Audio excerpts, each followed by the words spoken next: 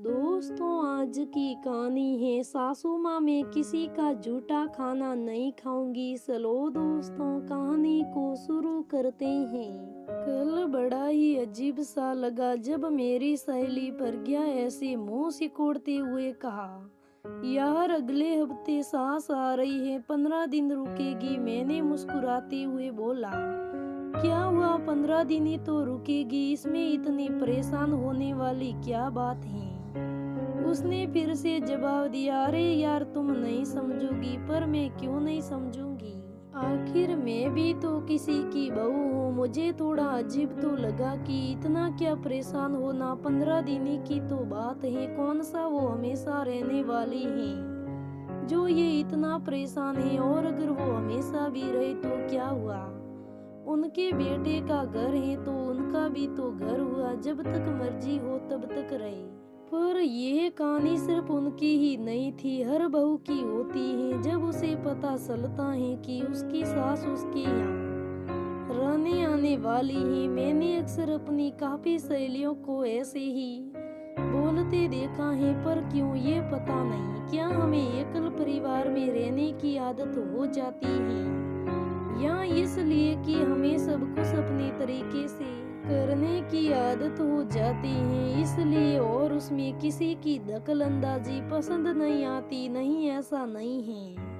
कुछ हद तक तो ये सच होता है, पर ये पूरा सच नहीं।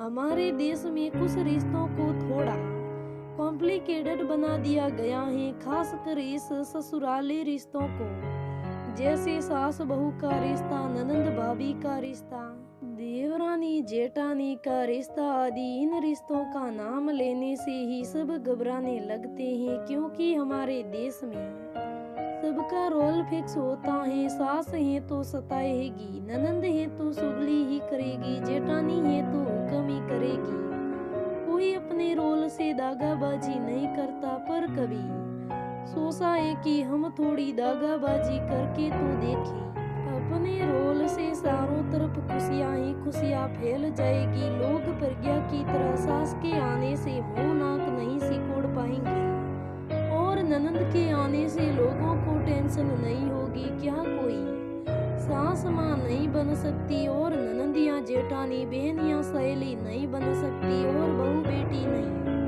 बन सकती, क्योंकि वो बनना ही नहीं चाहती।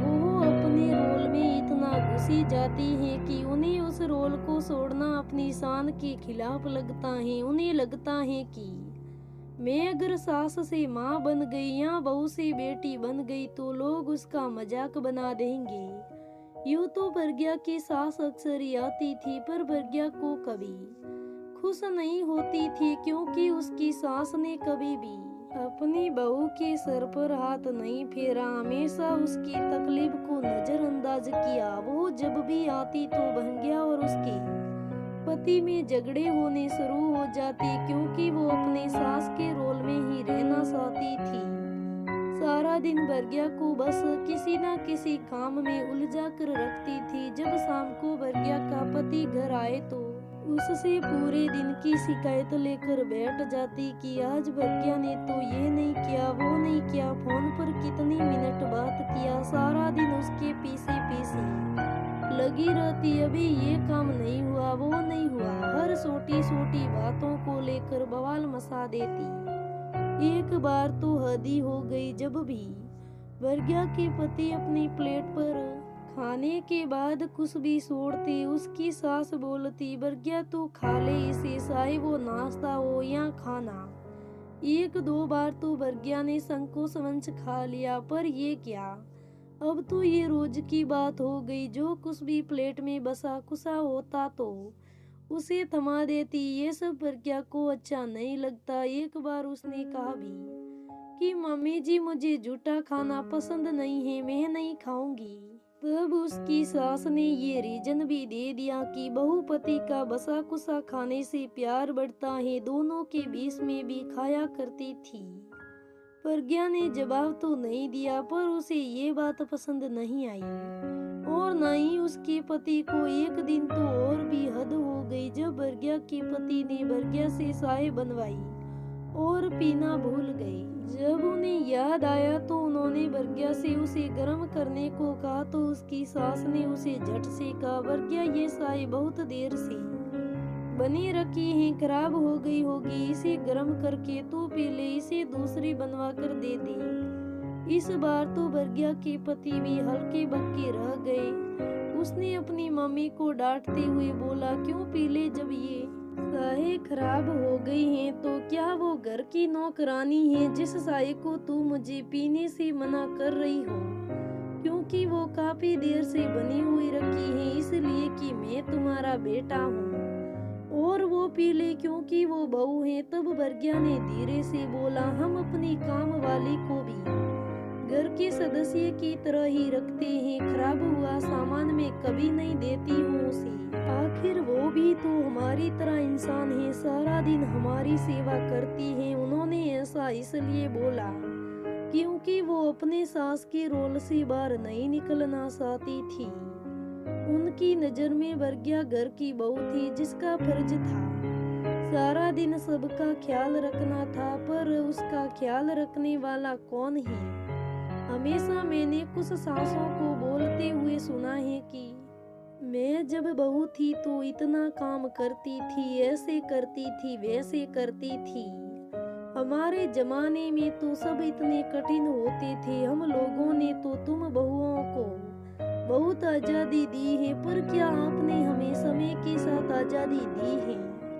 आपने हमें अपने हिसाब से आजादी दी है, अपने हमें वही आजादी दी है जिससे आपको कोई समस्या ना हो, ना कि आपने हमें वो आजादी दी है जो हमारे लिए जरूरी है। अक्सर हम देखते हैं कि उस सासें माँ बनने की कोशिश करती हैं, पर उनकी बहुएं बेटी बनने को तैयार नहीं होती, और जहाँ बहू बेटी बनना चाहती है वहाँ सासें सासी बनी रहना चाहती हैं। मैं बस इतना कहना चाहती हूँ कि हम सबको कभी कभी अपने टिपिकल रोल को छोड़ देना चाहिए, चाहे वो कोई भी रिश्ता क्यों ना हो। क्यों सास अपनी बेटी के फोन आने पर खुश हो जाती है, वहीं जब उसकी बहू अपनी माँ से बातें करे तो उसे उस वक्त सारे काम याद आ जाते हैं। क्यों जब वो अपनी बेटी से बात करती है तो घड़ी की सुई की तरफ ध्यान नहीं जाता, और जब बहू अपने घर वालों से ज्यादा देर बात करे तो सास का दिमाग घड़ी की सुइयों पर ही अटका होता है। क्यों जब वो बेटी के पास से होकर आए तो उसे फोन पर बोलती रहती है, तुम्हारी बड़ी याद आ रही है, पर कभी बहू के पास से जाकर आए तो ये नहीं बोलती कि तेरी बड़ी याद आ रही है। मैं ये नहीं कहना चाहती सासों को अपनी बहू पर अधिकार नहीं जताना चाहिए, जरूर जताइए, पर वैसे ही जताइए जैसे वो अपनी बेटियों पर जताती है। बहू भी जब कभी उसे अपने सास की बात बुरी लगे तो वैसे ही प्यार भरे हक से डांट लगाए जैसे वो अपनी माँ को डांटती है। जेठानी कभी देवरानी से गुस्सा हो जाए तो देवरानी वैसे ही अपनी जेठानी को मना ले जैसे वो अपनी बहन की डांट सुनने पर भी उसे मनाने पहुंच जाती हैं। सही मायने में रिश्ते उतने उलझे हुए हैं, वैसे रिश्ते उलझे हुए नहीं होते हैं, हम उनको उलझा देते हैं। काश की बर्ग्या की सास ने ये ना बोला होता कि बेटा ये चाय खराब हो गई उसे तो पी ले, बल्कि ये बोल दिया होता कि बेटा चाय खराब हो गई है उसे फेंक कर दूसरी बना दे और अपने लिए भी बना ले, तो बर्ग्या को कितनी खुशी होती। कोई तो है जिसे मेरी परवाह है। तो शायद बर्ग्या अपनी सास के आने पर नाक ना सिकोड़ती बल्कि खुश होती। नेहा जो रात को नाइट शिफ्ट की नौकरी करती है और सुबह 4-5 बजे आकर सोती है, उसकी भी सास को उससे यही उम्मीद है कि नेहा 10 बजे तक नाश्ता तैयार कर दे।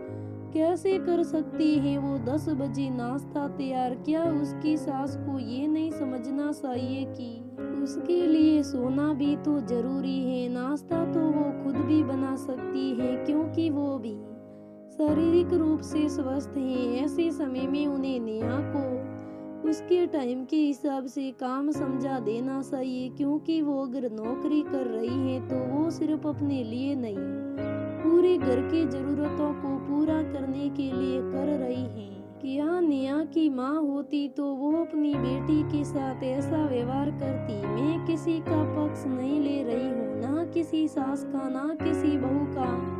मैं तो बस ये बताना चाहती हूँ कि हम सबको अपने रोल से कभी कभी छुट्टी ले लेनी चाहिए। अपने रोल को टिपिकल ना बना के उसमें प्यार भरने की कोशिश करनी चाहिए। जानती हूँ आसान नहीं है, पर जब कोई हमें प्यार दे तो उस प्यार को हमें महसूस करना चाहिए और उसके बदले में थोड़ा प्यार हमें भी देना चाहिए। मेरी नानी याद है मुझे बहुत अच्छे से एक किस्सा। मेरी नानी और मामी दोनों जिंदगी भर साथ रही, कभी दोनों के बीच कोई मन मुटाव नहीं हुआ। छोटी मोटी तकरार होना तो घर परिवार के स्वाभाविक है। दोनों सास बहू हमेशा प्यार से रही। यूं तो मेरी मामी थोड़ी लापरवाह थी, काम धाम में भी बहुत पसंद नहीं थी, पर कभी भी मेरी नानी ने उन्हें नहीं टोका। वो जो करती जैसा करती नानी हमेशा खुशी रहती थी। नानी कभी भी उनके साथ टोका टाकी नहीं करती थी, और मामी वो कभी भी नानी को पलट के जवाब नहीं देती थी और नानी का भी बहुत ख्याल रखती थी। जब भी नंदे पहुंचती तो मामी के चेहरे पर कभी भी शिकन नहीं आती, और न ही वो उनसे ये उम्मीद करती कि वो आकर मायके में कुछ काम करे। जब मेरी मामी और मौसियाँ उनकी मदद करने जाती तो हंसकर ये कहती, दीदी वहाँ भी तो काम ही करती हैं, यहाँ तो थोड़ा आराम करिए। एक बार मैंने मौसियों को नानी से कहते सुना कि तुम अपनी बहू का थोड़ा टाइट रखा करो, काम दाम के लिए बोला करो, साफ सफाई रहने को बोलो। एक तरीके से मेरी मौसियाँ मिलके मेरी नानी को भड़का रही थी, पर आखिरी में मेरी नानी ने सब सुनने के बाद मुस्कुरा के बोला, बेटा तुम लोग तो मुझे भड़का कर चली जाओगी, मैं अगर तुम्हारी बातों में आकर अपनी बहू को कुछ बोलूंगी तो इससे क्या होगा? पता है इससे वो तुम लोगों को वो सम्मान और प्यार देना बंद कर देगी जिसकी तुम सब हकदार हो, क्योंकि वो समझ जाएगी कि मेरा व्यवहार उसके प्रति अचानक से क्यों बदल गया। कहीं उसका कारण तुम लोग तो नहीं, और वो भले ही काम धाम में अनाड़ी है, साफ सफाई नहीं कर पाती, पर वो हमारा ख्याल तो रखती है ना, हमें प्यार तो करती है ना, हमारी इज्जत तो करती है। इसलिए बेटा मैं तुम लोगों के कहने पर अपने घर की अशांति भंग नहीं करूंगी। तुम लोग तो 2 दिन के लिए आई हो, आखिर मुझे रहना तो बहू के साथ ही है। हम दोनों एक दूसरे के साथ बहुत खुश हैं, हमारी चिंता करना तुम लोग छोड़ दो। आज 25 साल बीत गए, आज भी हमारी नानी और मामी का रिश्ता वैसे ही है, और आज भी मेरी मामी अपनी नंदों के आने पर वही प्यार आदर सत्कार देती है जो 25 साल पहले देती थी। सोचती हूँ तो लगता है कि मेरी नानी कितनी समझदार थी। उस दिन उसने अपने सास के रोल के साथ थोड़ी दागाबाजी ना की होती तो कहीं आज सब बिखरा सा गया होता, पर उन्होंने ऐसा नहीं किया। उन्होंने उस वक्त वही किया जो उनके लिए सही था, उनकी बहू के लिए सही था, उनके परिवार के लिए सही था। और दोस्तों करना ऐसा ही सही है जो परिवार में शांति बनी रहे। शांति भंग करने के लिए कुछ भी नहीं करना चाहिए और हमेशा खुश रहना चाहिए। दोस्तों आज की कहानी यहाँ पर ही समाप्त है। कैसी लगी आज की कहानी मुझे कमेंट करके जरूर बताइएगा। धन्यवाद दोस्तों, फिर मिलेंगे।